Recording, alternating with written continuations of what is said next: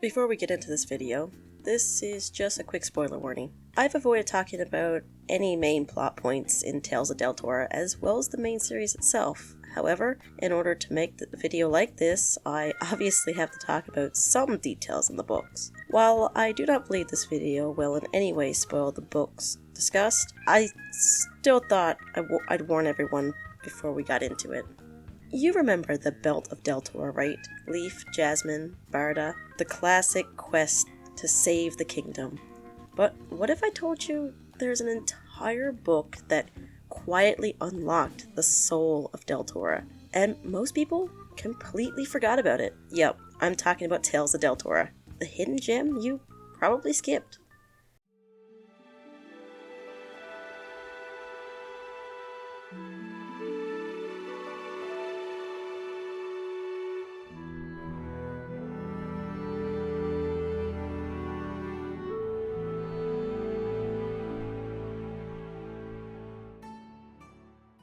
As many of you know, the Deltora Quest book series was a childhood favorite of mine and, of course, the inspiration for my channel name. My channel's name has allowed me to meet many people over the years who also enjoyed the books as children, yet so many fans of the series that I've spoken to haven't heard of, read, or remember Tales of Deltora. Today, we're going back into the ancient heart of Deltora to remember why Tales of Deltora was so much more than just a spin-off. Let's get into it. Tales of Deltora isn't a traditional quest like the main series. Instead, it's framed as a collection of legends, myths, and lore, written by Leaf himself as king to preserve the kingdom's forgotten past. It's packed with short stories, ancient origins, and deep world building. By adding Tales of Deltora to your reading of the series, it completely changes how you see the main trilogy. However, for some reason, it flew under the radar for a lot of fans. While it is true you do not need to read Tales of Deltora in order to enjoy the main series, it is also true that the addition of the book enhances the world-building experience for readers. What makes Tales of Deltora amazing is that it feels real. The myths are presented as oral traditions passed down through generations, flawed, emotional, and symbolic. It's like reading ancient fairy tales from a fantasy world that actually means something. Each story from Tales of Deltora adds to the plot of the main series, answering questions, uncovering secrets. You learn how places like Shadowgate and Tora came to be.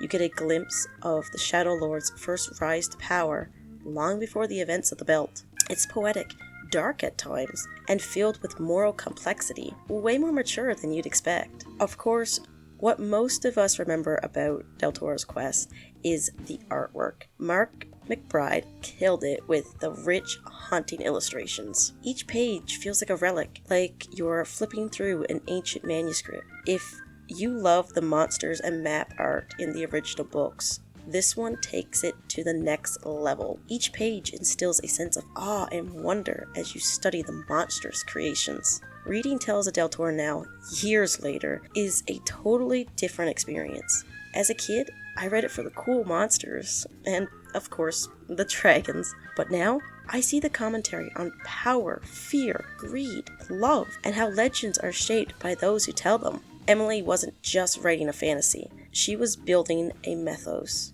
And this book is the key that ties it all together. So yeah, you probably did forget how good Tales of Deltora was. And there is a chance that even as a fan of the series, you never gave this book a chance. But now that you remember, go find your copy, reread it, let the legends pull you back in. And if you never read it, you're in for something special. Tales of Deltora isn't just a companion book or spin-off. It's the soul of the series. It shows us that legends shape nations, stories carry truth, and history is more than just facts. It's memory, emotion, meaning. So if you ever loved the world of Deltora, this book is your chance to see it through ancient eyes, to understand not just what happened, but why it mattered. Revisit it, reread it, rediscover the magic. Because in the end, stories like these don't fade, they wait.